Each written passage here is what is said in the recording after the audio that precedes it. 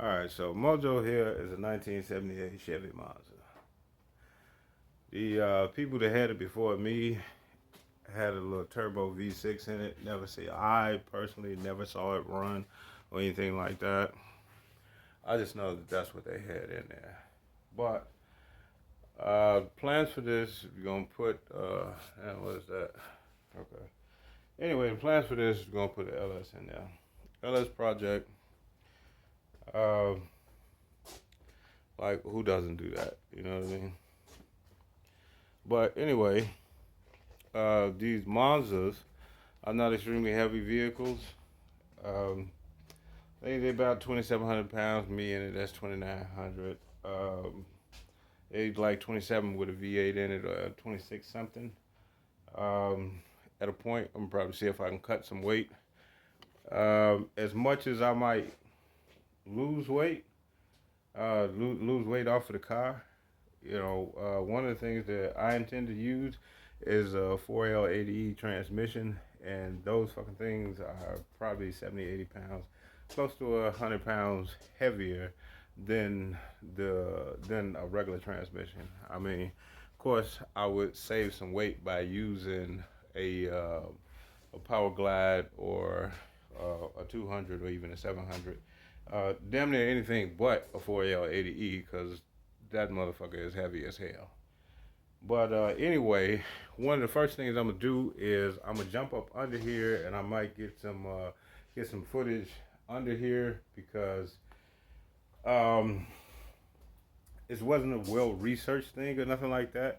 Just happened to have seen this car because I was looking for something small, something lightweight, make it easier to get down the track, less hard on parts and shit like that. And one of the major things I was thinking about, lightweight, being able to go off the trans brake without tearing up a lot of shit, you know. And as far as my research has been going so far, I really do want to be able to use drag radials, especially with this being a short wheelbase car, a few inches shorter than a few inches shorter than a Fox Body Mustang.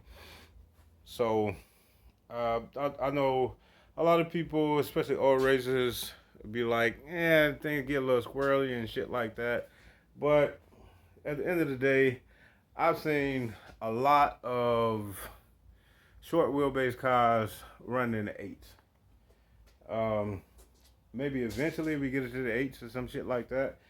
But starting off, nah, I mean, lightweight, as light as it is, under 3,000 pounds with the motor transmission and everything that's going into it, um, it really ain't that hard to do a fairly decent number for a street car. You know what I'm saying? This is not an all out race application or anything like that. Um, I probably will in the future use it for examples and use this as if I can get it to a point to where I can use it to have like test motors in and shit like that. Um, I think I would really like that as long as well that probably come because I don't intend to make this like a full chassis car or nothing like that. But I was some years back. I ain't actually been racing in a while, but some years back, a few years back, I had stumbled upon a little Monte Carlo where the you could take the whole front clip off, you know, and I like that idea. I saw some fiberglass ones for this, so I might end up choosing something like that to get the weight down even a little bit more than it is, and I think that would actually help with weight distribution and shit like that. With it being a small car, take some more weight out the front to be a little bit more balanced. I know on these type of cars, and that's the same on Fox bodies. I've seen a lot of people actually put weight in the back for better weight distribution. And I just think it's a lot easier to accomplish with less weight in the front. Even though I still do want to make it streetable, even if I put a fiberglass front end on here, I do want it to be streetable. So I will have lights and everything hooked up like that, and I will make sure I have cuts for the grill to be able to cool everything off and and shit like that. But really, the fiberglass front, if I do choose to do that, or I could use the steel front that I have on there to do a little bit of chopping. It's not this. It's not going to be quite the same because these cars are unibody cars.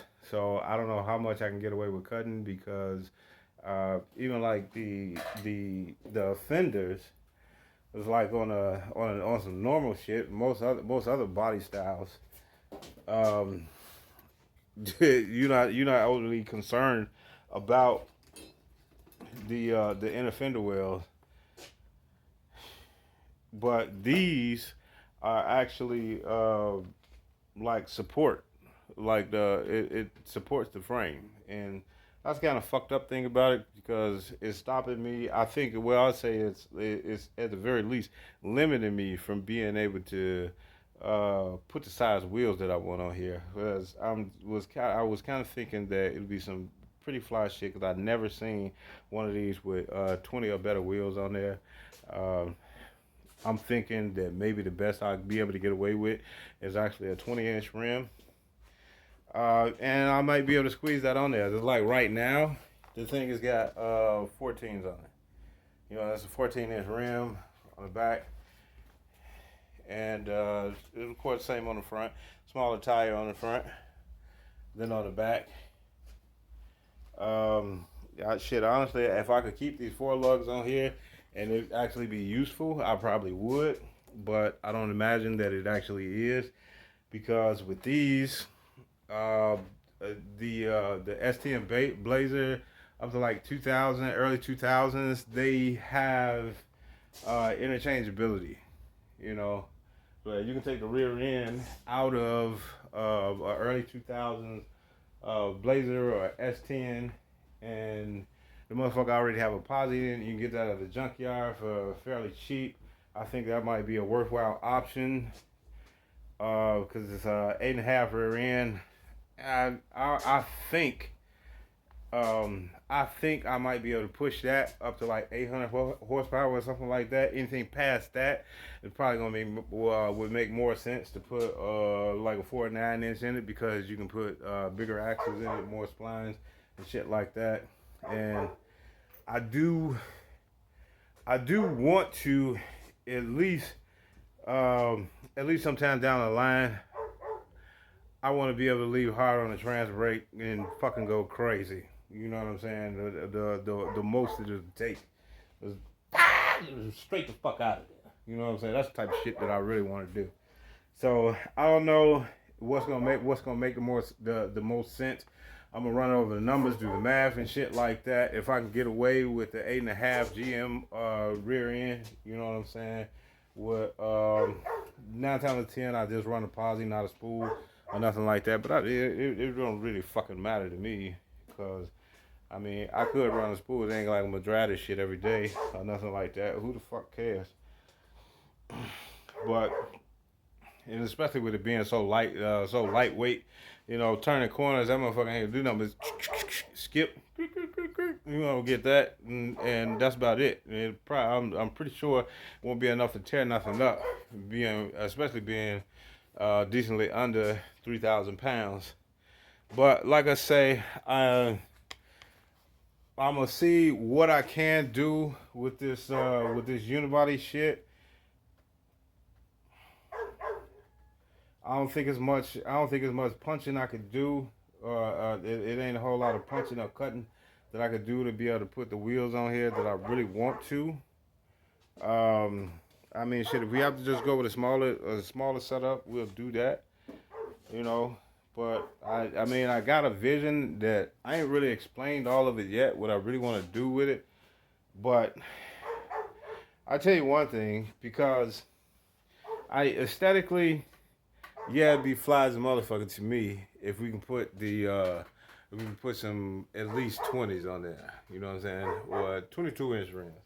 Because one of the things that inspired me to do that is there's I think it's a green Cutlass or Regal that I've seen that has some 22s on it. The motherfucker taking the wheels off of the ground, looking extra fly. Fly as a motherfucker to me. You know what I'm saying? So long story short, to me that says that it's hooking. So one of the things, this thing got a 3-link suspension on it. I want to change it to a 4-link because I just like the way the 4-link worked better. You know what I'm saying? And I think the adjustability of the 4-link is a hell of a lot better than the 3-link. Yeah, as far as I'm concerned, that shit is just better. And in light of the other shit that I want to do with dealing with Z bodies and stuff like that, um, the 4-link does make more sense to me personally for what I want to do. You know what I'm saying? And I want to get really good at actually dialing the suspension in. So I got hopes of actually accomplishing that on Mojo. And like I said, we're gonna use this car basically as a test dummy. Every time I build different motors and different motor packages and shit like that, you know, I honestly I just like the idea of having something that's light. The body and the suspension work. You know what I'm saying? I can get it down the track, and then further adjustment for anything else that I put it in. If it's any G body or big body vehicle or something like that, you know what I'm saying? And then you got your normal adjustments for weight and things like that. You know, weight, wheelbase, and all of that. But I would really want to solidify the math on how all of that works. You know, and one of the bigger things that I've been looking at lately is the what the fuck is it called? um, wait a minute. It's not anti-drop. It's some anti-some shit with the suspension. Okay. It's basically where you don't want the car to dip down a whole lot.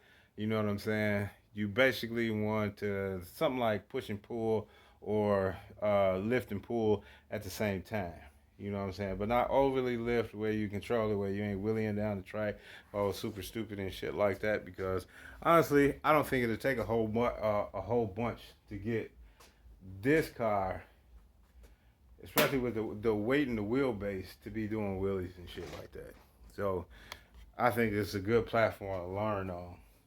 Anyway, I'm gonna cut this back on in a second when I get down under here and actually get looking at what we got here.